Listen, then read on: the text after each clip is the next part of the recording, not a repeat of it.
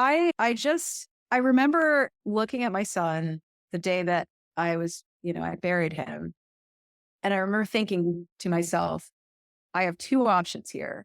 I either get in the casket with him, which, I wouldn't have been able to fit, but like I could die right now and be buried alongside him, which was the choice. Um, or I can keep living and make sure that this means something. Welcome to the Persistence U podcast with Lizbeth. That's you as in university, but we're really much more of a community here. Your host is Lizbeth Meredith. She's an author, speaker, and online teacher. Each week, she'll be delivering amazing stories from survivors and thrivers, all threaded together with a dose of persistence. We're so glad you're listening. For sisters and brothers, I am so grateful to be here today with you and introduce you to Hera McLeod. Hera is someone I met through We Love Memoirs, a Facebook group for people who love reading or writing memoirs. And when I learned about her story, I knew I had to share it with you.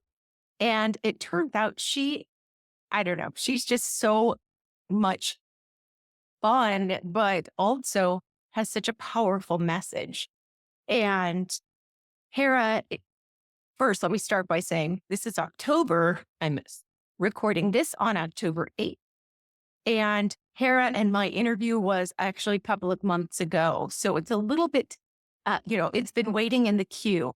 This being Domestic Violence Awareness Month, I just want to remind you, although I've written a book about my own experience and things that happened after leaving intimate partner violence, I just want you to know that everyone has a story and everyone has a place in the solution for this huge problem that affects so many of us.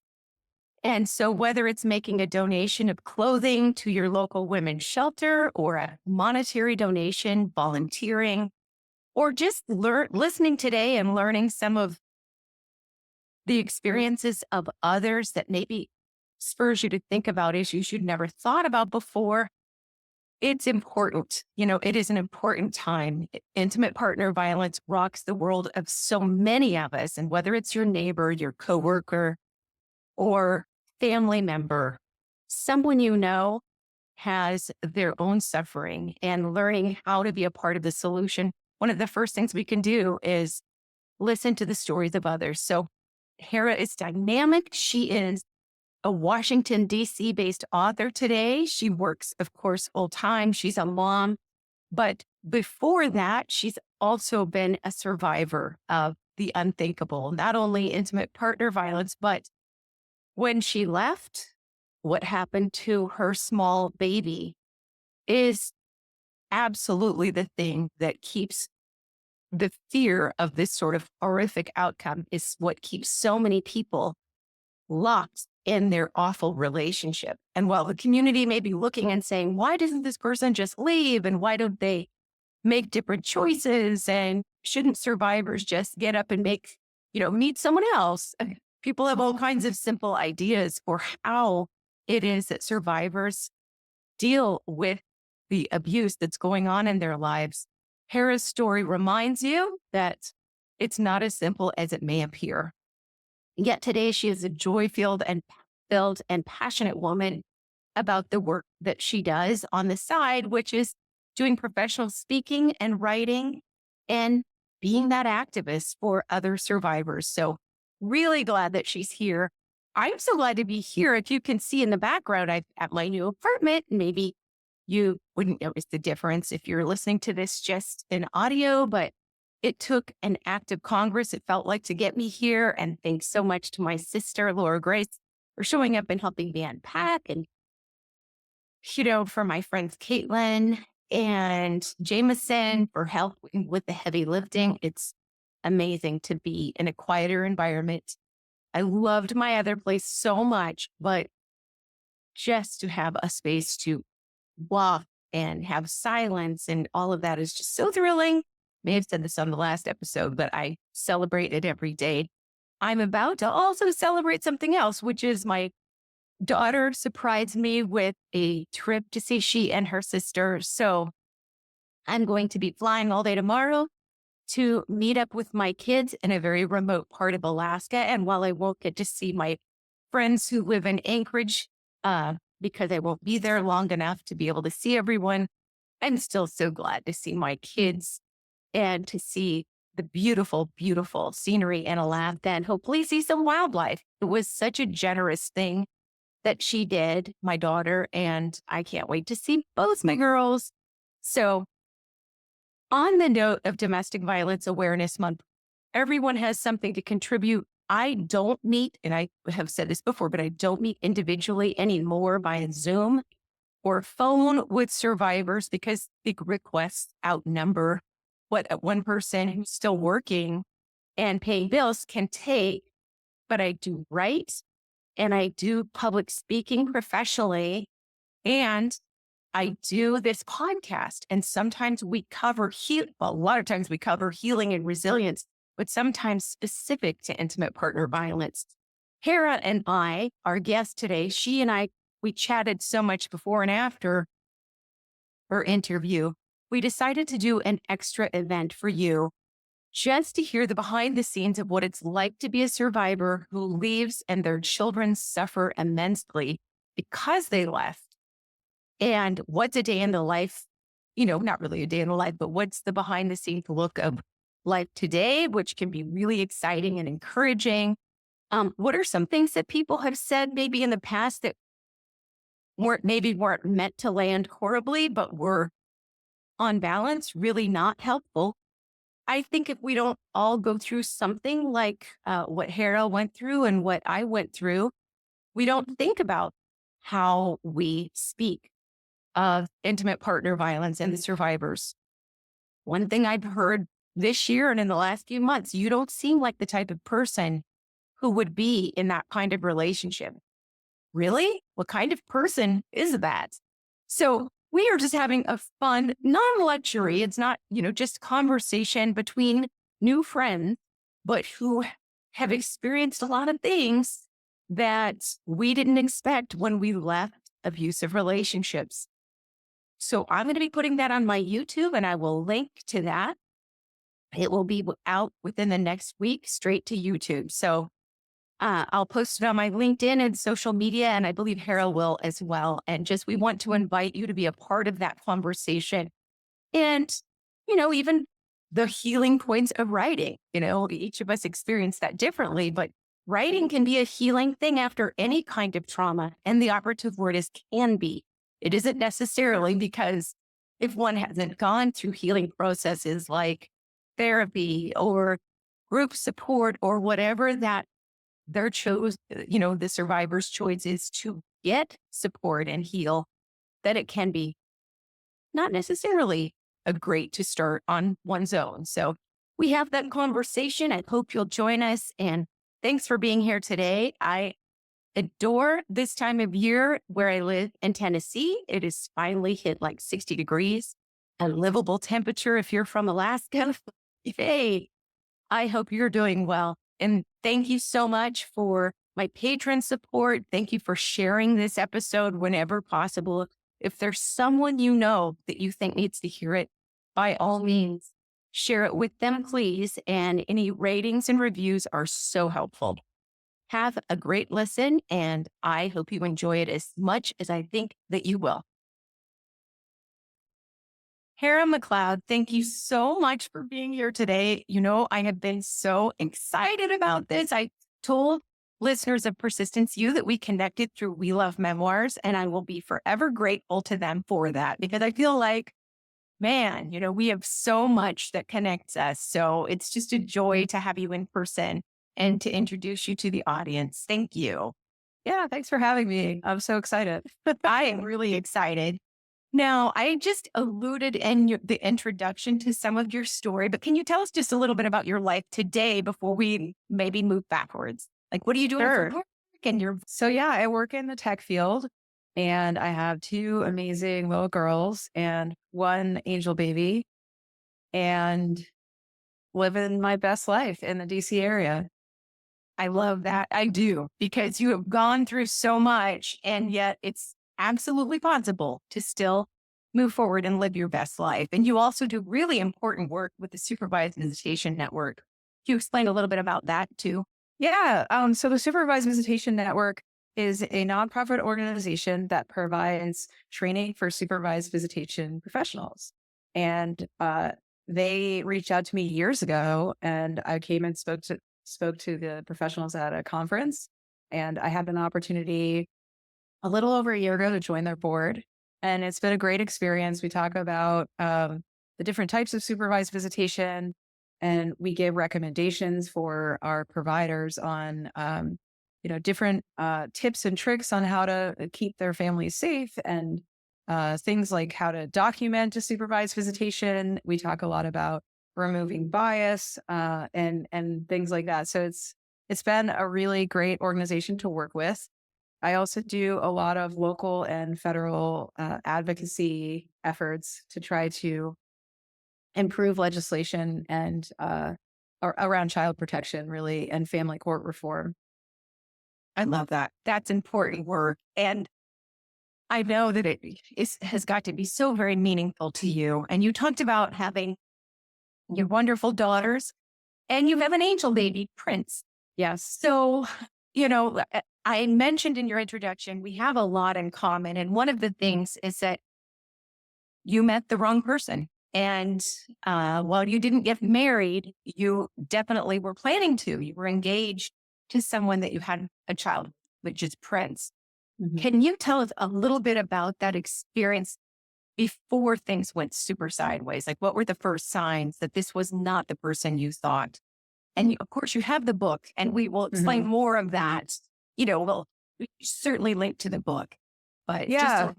So this was back in, 2010, when internet dating and online dating was just sort of starting to pick up, but it certainly wasn't as sophisticated as it is now. And so I had just moved back to the United States. I'd been serving overseas with the US government, and I was just ready to settle down. I was feeling like I was, at the time I was pushing 30. And back then I was listening to society. And like I say in my book, society is a traitor's bee, because she will tell you, oh, you have to get married. You have to get, you have to have the 2.5 kids and the picket fence and, all these things by a certain age. And so I'm here like, thinking about checking all the boxes without actually thinking about the consequences involved with, someone who you're going to be attached to for the rest of your life. I mean, people say 18 years, but realistically, like, this is for the rest of your life with kids, because they're your children and they're always going to be related to this other person. And so, I was super naive about internet dating as well, because I think people, and even now, I mean, there's a risk to it. People will go and reinvent themselves. They will make up names. They will have this, fictitious family and job. And I would even say back in 2010, the internet wasn't as sophisticated as it is now. So, you can Google now. You could Google then, but there just weren't as many records accessible, and it wasn't as easy to do like a digital background investigation on someone. And at least not as accessible as it is now. So there was a lot of things that was sort of a subject of the times. But then also, I was raised in a Christian family. I wouldn't say we were very religious, but we definitely had Christian morals and culture. And so I was kind of raised to believe the best in everyone, And so I also was just very naive, I was like, well, he says he does this, so obviously he does this, right? And like now looking back on it, it's like, gosh, I was just so inexperienced, like I thought I was really experienced. I thought I had a lot of, enough life experiences to be able to avoid this sort of situation, but I really had no idea. And I'm also just like I'm a super loyal person, and I'm an empath, which is probably part of the reason that he found me and was like, this is perfect. And so, as I say in my book, the dating experience started out very much like a fairy tale. Like it was like he was perfect. And I think that I really didn't start seeing the real red flags until I was already pregnant. And then I felt like I was chasing the the person he was when we first met and just hoping that that was the person that he was and not this person that I was seeing after I was pregnant. Uh, and I mean, I think if I look back on it, one of the mistakes I made, one of many mistakes, uh, and part of the reason that I am a huge advocate about a woman's right to choose is that it once I got pregnant, I was trapped. I was really trapped. And I knew that this person was not going to be, by then, some of the stuff that I was seeing and how he was treating me, like I knew this person was not going to be a good partner. And yet I still felt like I had some obligation to him because he was the father of my child. So again, society is a traitor's bee because she also says, oh, you stay with the father of your child. You stay in the situation. And it's like, oh, don't do that. Like, Right. um, so yeah, we were together only 2 weeks after my son was born. And after I left, I hired a private investigator and that somebody who could really dig into records and whatnot. And I learned that he was not who he said he was. And not in addition to him just not being who he said he was, like his name and his age were different. Uh, Vastly different. vastly different by years. In addition to that, I also learned that he was the suspect in one murder, if not two, and that he had never held a job in his life. And he was really living off of death benefits from two previous women that he likely killed. And so it was really scary because I was like, wow, like I was sleeping next to a serial killer and now I have a child who I can't protect from him. Right. And that had to be so scary. You have a close, it sounds like very loving family. And I think sometimes that also helps people feel really comfortable or safe in a relationship where maybe it isn't, after all. I mean, I think I just had no paradigm of understanding. Like I remember going through and talking to my therapist and I'd be like trying to think about the next crazy thing that he might do. And my therapist was like, stop trying to sign human emotion to a rock. Like he's like, "Hey, you are dealing with somebody who does not have the same kind of normal emotions that you do." And I think that was sort of the first time when I started realizing like, oh my gosh, there's people out there who just have no moral bottom, right? They just will do whatever. And I think that realization alone was terrifying because it's like, I'm not playing it. We're playing a game with different rules, you know? And I think the scariest thing to me was the realization that this is a man who could kill his own mother. And I didn't feel that the system was taking this seriously enough, especially considering they knew that there was an innocent child there. And it's like, they just refused to do anything to acknowledge. I mean, and I wasn't asking them to do something that was outside of their job category. I literally did all the work for them. I was like, I hired a private investigator. The man was walking around with a weapons permit under a name, like a fake birth certificate. And I'm like, at the very least, you could take away the gun, right? Like, Right. I mean, I literally like gave you the evidence and they're like, well, he's not hurting anyone. I'm like, is he not? Like, Right. I'm not. Yeah. So it was a really scary time. And it also is, I think the thing that is the scariest about what I learned from that time is that pre-Prince, I had this idea that the system was designed to protect the innocent and protect and keep people safe. And from the night I left, when I called the police and the police arrested me, I was like, oh, this is not the America that I thought I was in, right? Like, this is not the America that I signed up to serve when I served in the government, and it was scary because I was like, not thinking that you can rely on the police when somebody is really trying to kill you and to kill your child. And not only the police, like you can't rely on the court system either. Right. It's terrifying.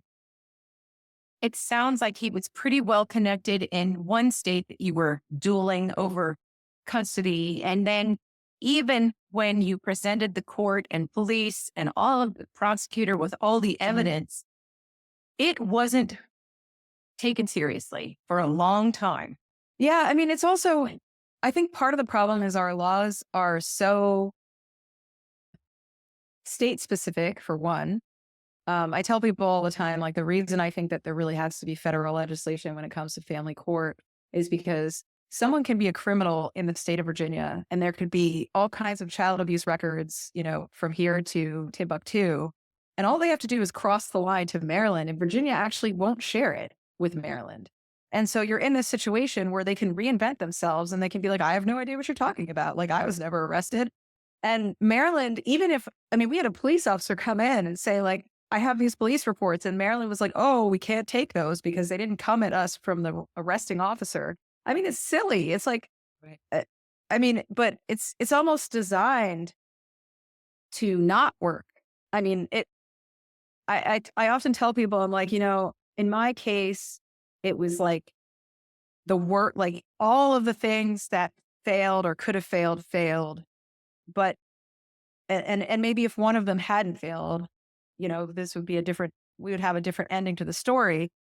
But imagine all of those kids who didn't die, but still lived through years and years of horrible abuse, Right. And then we release them onto the world and we expect them to just not have problems from this, Right.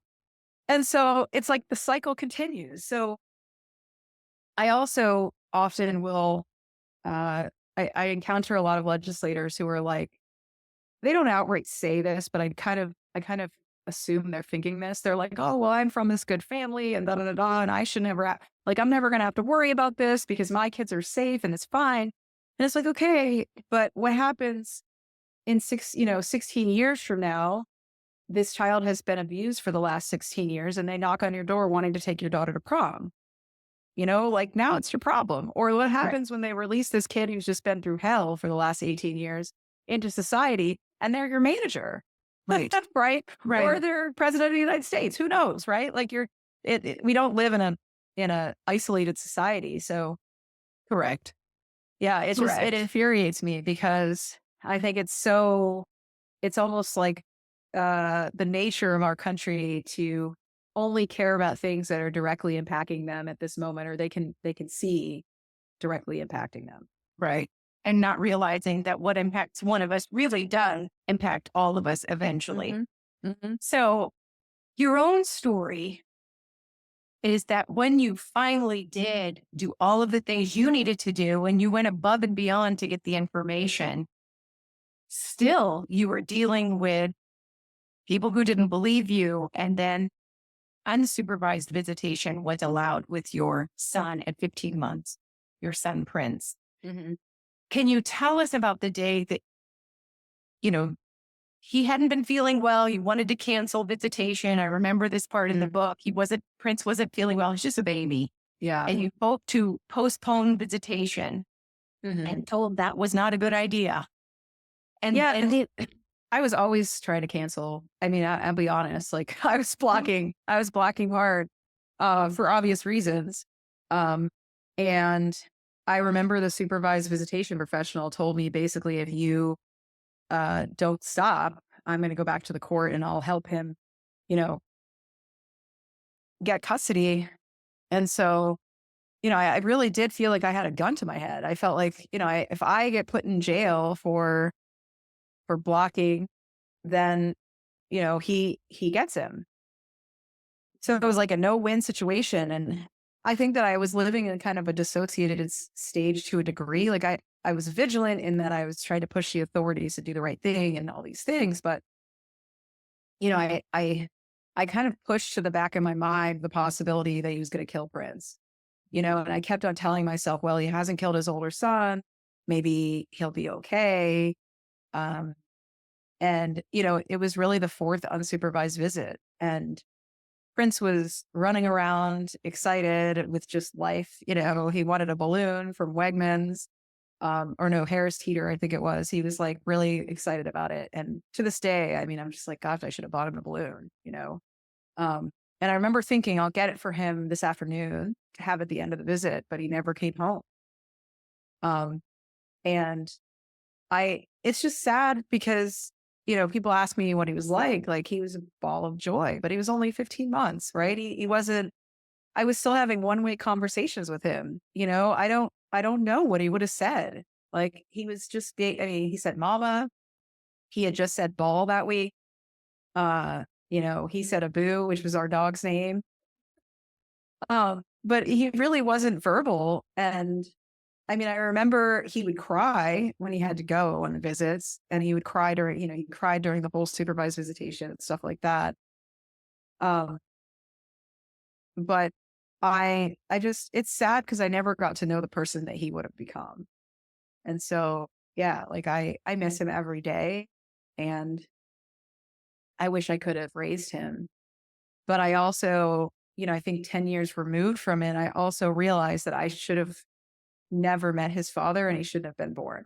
Realistically, if the system had worked, I should not have run into this person. Because he had already committed crimes. Yes. And he should have been held accountable for them, is what you're meaning. Exactly. Multiple crimes. Or at the very least, like there should have been some record of it, right? Right. Like if I had known in any way that he was connected to a murder, it would have been Googleable or whatever. Like they should have named him as the suspect. The fact that they never named him as a suspect publicly is infuriating because he was the sole suspect. And that never changed. And so, I feel a little bit robbed. I feel angry for Prince because I think that his soul should have had the opportunity to come to someone else. Even if it was to come to me later, he never had a chance. And I don't think any of us should have had to live through that. And so, I told someone just the other day, I'm like, my son's father is not the demon in my story.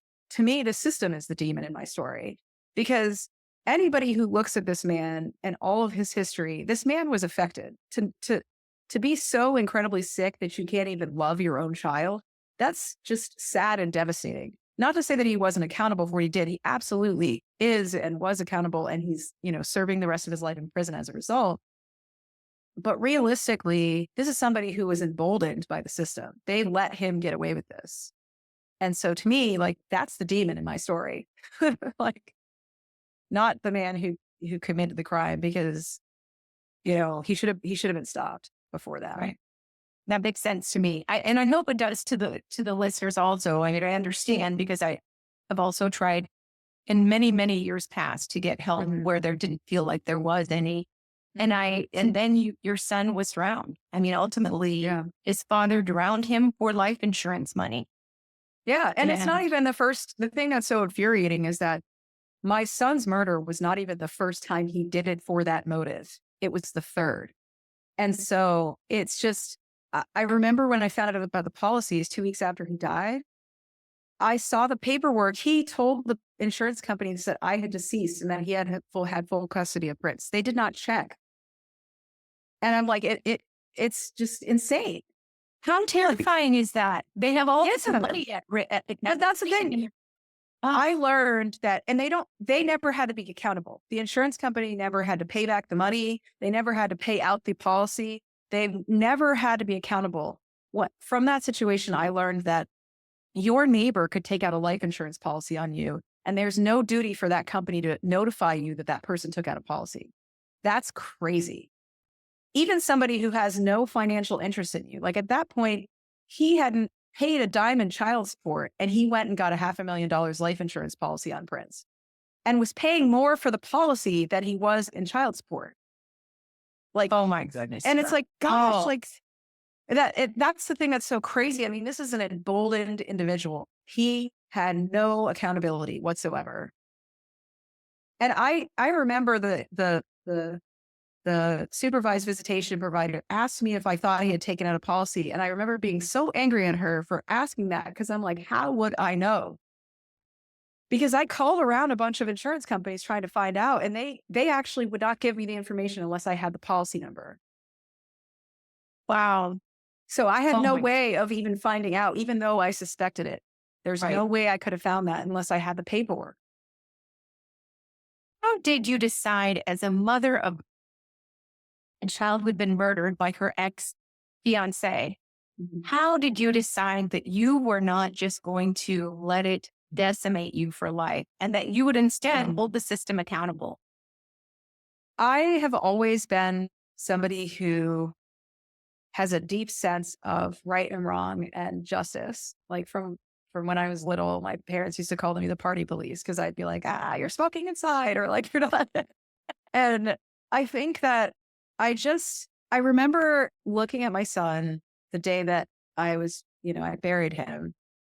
And I remember thinking to myself, I have two options here. I either get in the casket with him, which, I wouldn't have been able to fit, but like I could die right now and be buried alongside him, which was the choice. Um, or I can keep living and make sure that this means something. Right. And I thought to myself, like I was like, could I just die? Because I don't know how I'm going to live through this. And I thought to myself, if I decide to do that, then he's going to be gone forever. Because I am the only thing left of him that's living. And I also realized that if I didn't stay around, um, I'd be giving his killer power. And I also wouldn't be around to hold anyone accountable for it. Right. And so I made the choice to keep living.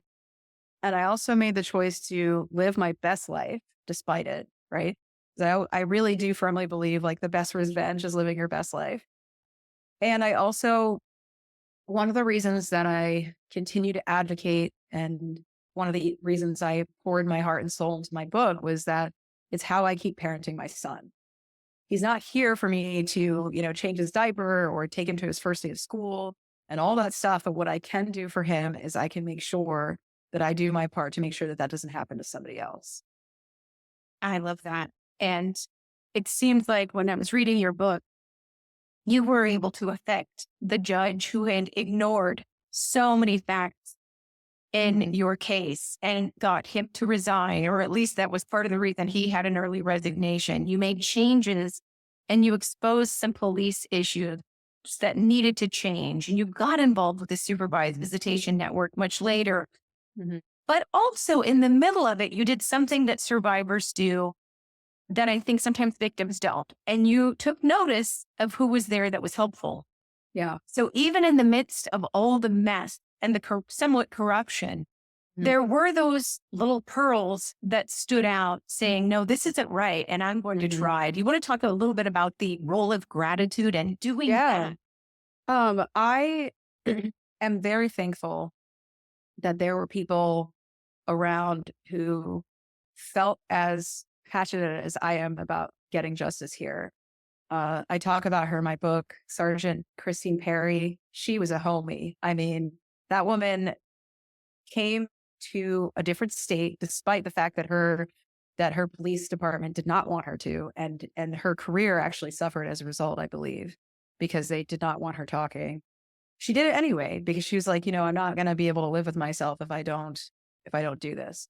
Um, uh, Michelle Merritt, the police officer who was involved in the investigation, she was another one. I mean, she kept pushing. She's like, you're not gonna push this under the rug. Like, she deeply cared about children, and she made sure that she did everything by the book, and so that they couldn't come back and be like, oh, look at what happened with this investigation.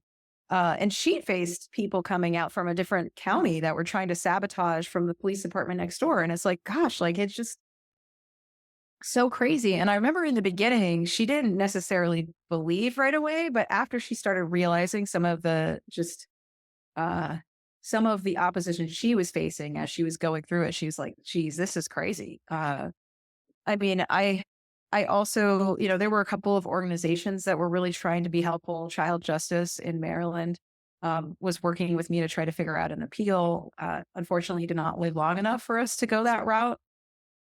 But, they believed me and were trying to figure out how to help several people in my family. I mean, my mom was right there next to me every step of the way. My sister, I had aunts and uncles that were right there in the courthouse. So I am very thankful that I am from a strong community of people, because I cannot imagine what it would have been like to have to march that alone.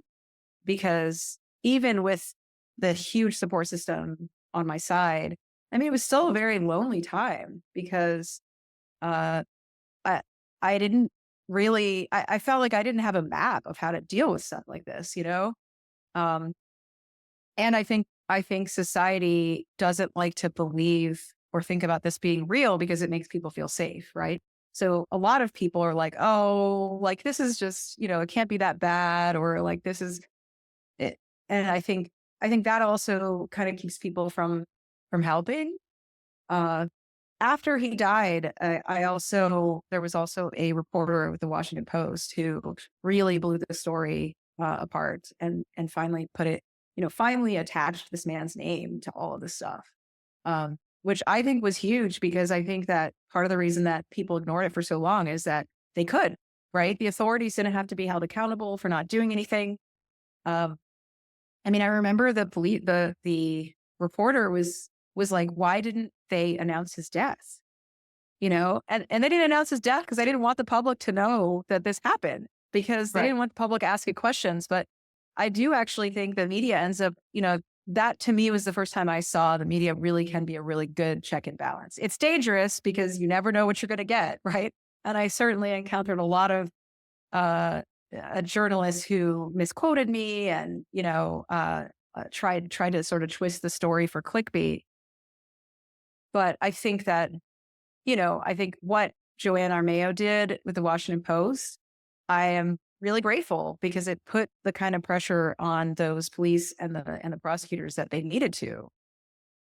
And And I you don't had know someone at if they would have. BuzzFeed, right? There was someone at BuzzFeed that also, Yeah, Katie Baker, at BuzzFeed, also did a really excellent article about it, and kind of talked about all the things that went wrong. Yeah, I think she did a really great story. By the time she did her story, it was already kind of they had already arrested him and whatnot. So I would say Joanne, I think, was sort of she added fuel in a way that I didn't have the power to, because they could ignore me. But once I got the ear of the Washington Post, I think they were like, "Oh no." And I remember them telling me several times, they were like, "Oh, stop talking to the media." And I was like, no, I'm not going to." Frankly, I was like, right. "I'm going to keep talking to the media because if I don't, then you guys won't do anything." So, unfortunately, you lost my trust pre Prince dying. Um, and I think, I mean, I really think the authorities out there couldn't stand me. I think they were so glad when this case was over because they were like, "Oh, here she comes again." But I'm like, I'm not here to be your friend. I'm here to make sure that this guy doesn't keep killing people. Right. And wonderful that you kept holding the system accountable. How do you incorporate Prince into your life to today? The writing, the work, and his birthday. What do? You do different things? Because a lot of Yeah. times people who grieve for different losses are wondering, like, how do I keep the person's memory alive without, geek, scaring my friends who are tired of Yeah, hearing yeah. answer that. Yeah, I mean, we celebrate Prince. We I still feel like he's my child, he's part of our family. He can't be here with us in person. But for his birthday, like, we always try to go on a trip or a staycation or like do something fun. And I love it. so we call it Prince's Day. And this year we did like a family high tea, which is like a very popular Prince's Day celebration because we feel like it should be like as bougie as possible I and love it. amazing. And so the girls really love it. Sometimes I'll get them gifts. And we talk about him. I think it's hard is like they're still really little and there's only so much detail I can get into with them. But I want them to know that they, I want them to know that he's part of our story. And I also chose to be a single mom by choice, which people at the time, I mean, I was 31, 32 when I made that decision, which is fairly young for single mothers by choice. A lot of people think like, oh, it's a last resort. Right. But I'm thankful that I made that choice early because for me, going and getting a sperm donor and not having to ever worry about family court was just such an empowering way to take my life back. And I think it also allows me to continue to be an advocate because it's not easy, encountering these stories on a regular basis and, talking about him with legislators and writing about him and even writing the book. I mean, it took me a decade to release it because it was just hard. It was hard to relive that and look at all the documents and go through trying to make it as authentic as possible. And so, being able to come home at night and know that my kids are safe, at least from that, Yes. has been like the best decision I've ever made. I mean, I love being a single mom. And I think that what I've experienced also makes me appreciate single motherhood in a way that perhaps other people don't. Because I think, people will be like, oh my gosh, it's so hard to be a single mom. And I'm like, I don't think so. Like, I mean, I know that I am biased, right? And my experience as a co-parent was so fraught with challenges. I mean, this. Like, it's like when Right. you're with somebody who is just horrible and you're trying to raise these children to be like whole with this person who's just psychotic. It's so hard. And not to say, I mean, I envy people who are in like loving relationships and who have great co-parenting relationships. I think that's fantastic. And I wish that for people who want that. But even in the best relationships, right? I don't have to ask anyone's permission to move.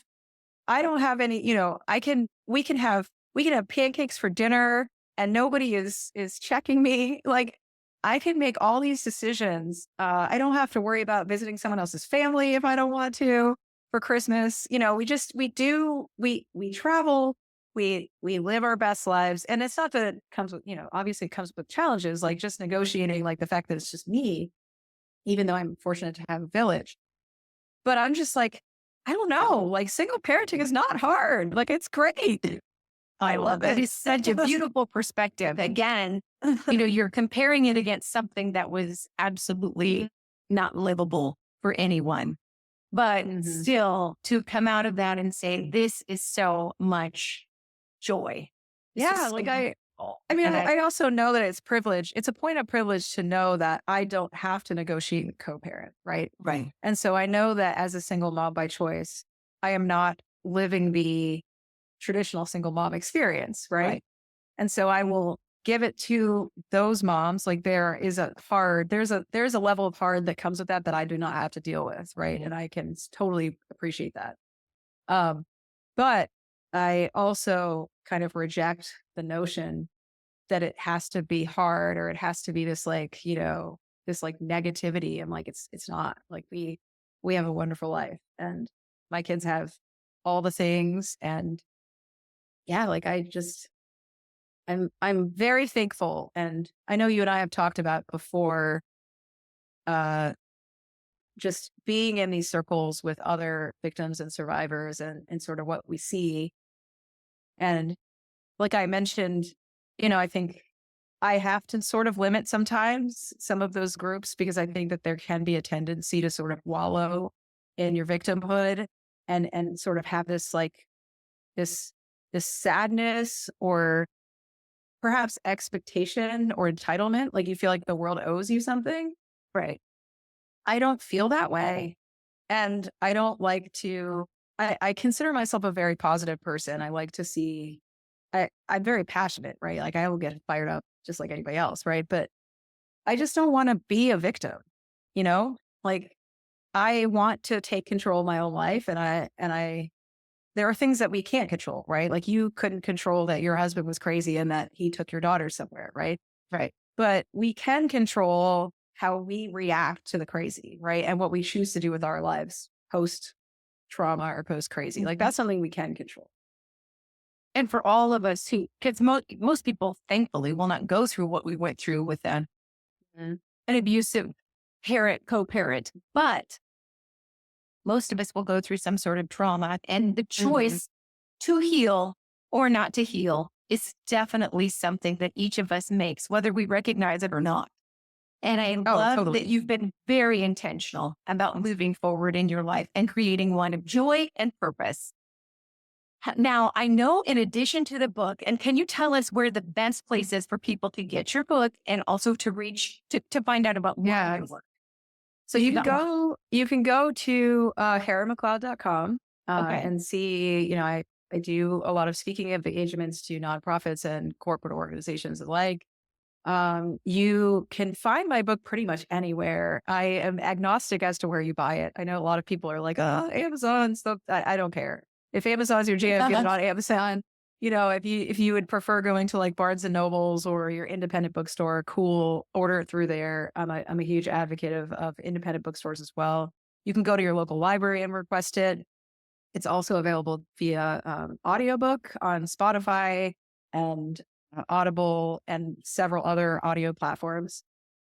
And so, yeah, I just want people to get it, and I hope people get something out of it. There's two reasons I wrote the book. I don't remember if I told you this or not.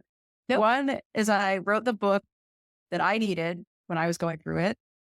And two, I wanted to write something for people who were either advocates or held a position of power so that they had some sort of mapping that they could use for legislative change.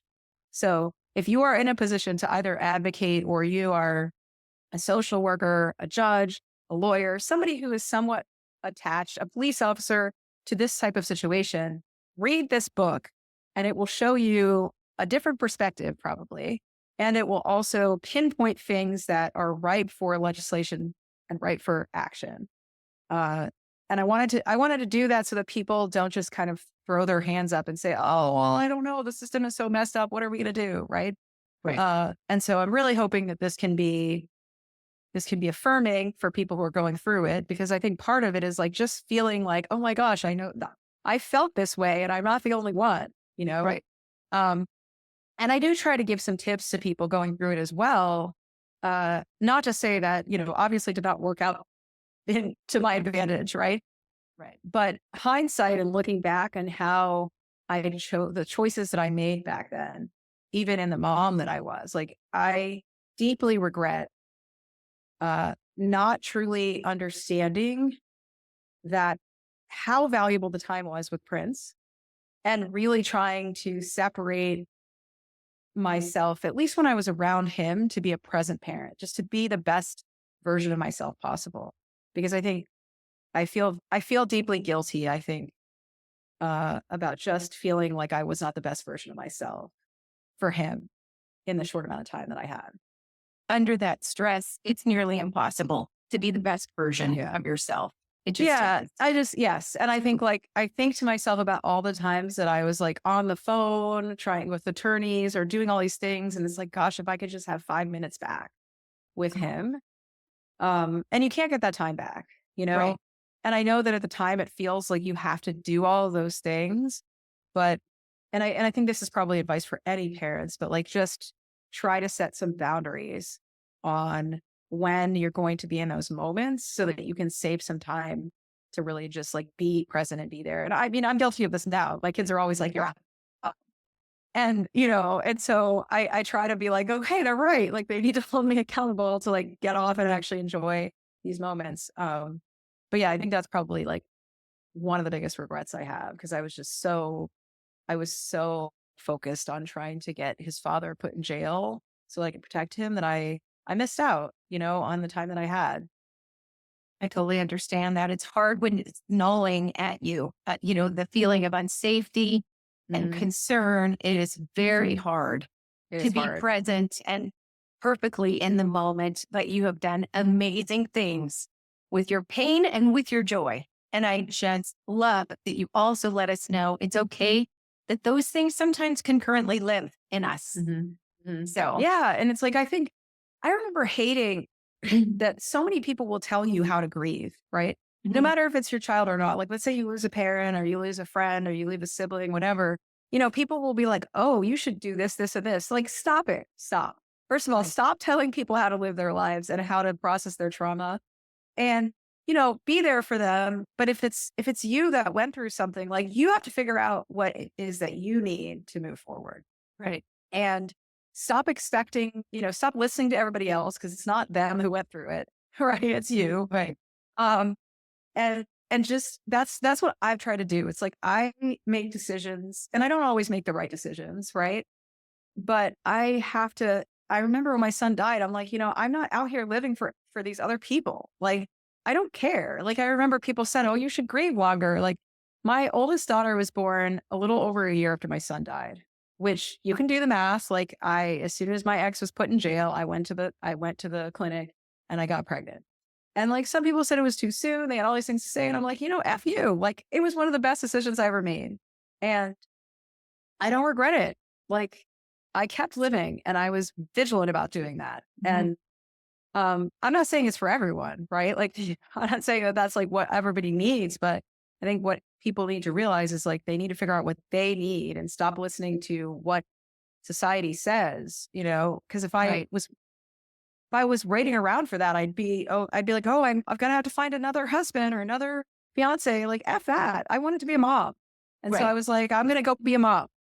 Like, and I don't care what society thinks about it. If someone has something to say, like, the only opinions that matter are mine and those of my children.